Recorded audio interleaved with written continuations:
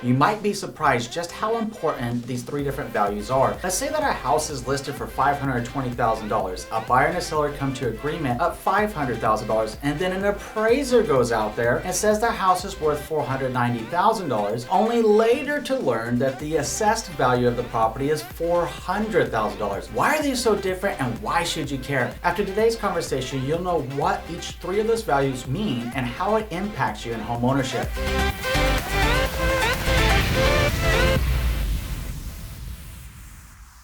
My name is Andrew Finney, and my passion is helping you make sense of real estate. If you need help finding a top agent where you live, or if you simply want to drop me a line to say hello, my contact info is below. If you're new here, please go ahead and subscribe to this channel now and like this video. Thank you.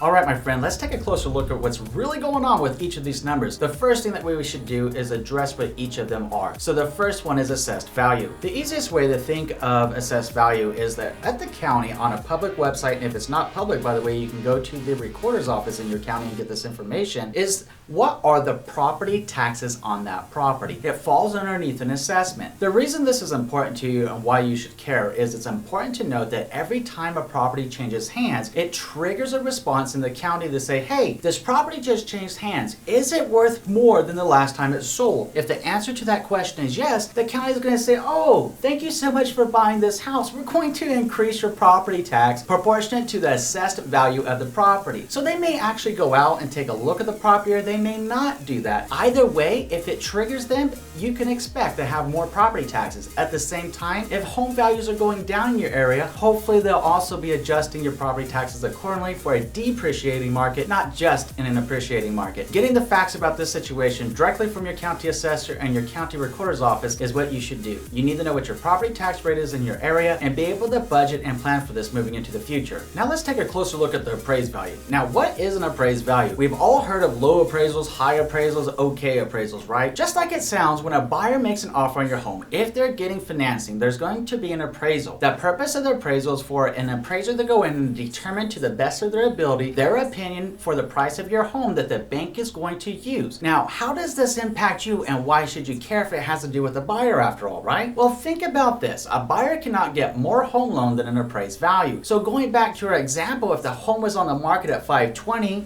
and you and the buyer came to an agreement at $500, and yet the appraised value is $490,000, they can't get more home loan than that $490,000. That's why you should care. It can impact the value of your selling price at the end of the day. Which brings us into market value. With market value, it's pretty interesting. So now when you hear about buyers getting into a bidding war and they get super emotional, you got one buyer out there, let's say that your house is on the market at $520, and you have buyers out there fiercely competing, and they're driving the price up, and they're up to like even $550,000? Yeah, it's not unheard of. It does happen in a hot seller's market. Whenever homes are so scarce, buyers are fiercely competing for it. Now, that's the market value. It's an emotional trigger. It's what is the open market willing to pay for your home. It has nothing to do with the assessed value of the property, which we know will be calculated at the closing whenever the county recalculates the property tax assessment. Generally, that's once a year. It's important to note that in your area it might be different, so talk to your trusted real estate advisor about that. All the same, it's important to recognize that the market value, the assessed value, and the appraised value can be substantially different, and it's important to know how this impacts you. Even in the strongest of sellers markets, if that home went under contracted at $550,000 and the home appraised for $490,000, how's this going to impact you at the end of the day? Let's take a closer look at the example that we had earlier in today's conversation. If you list your home at $520,000 and you and the buyer come to an agreement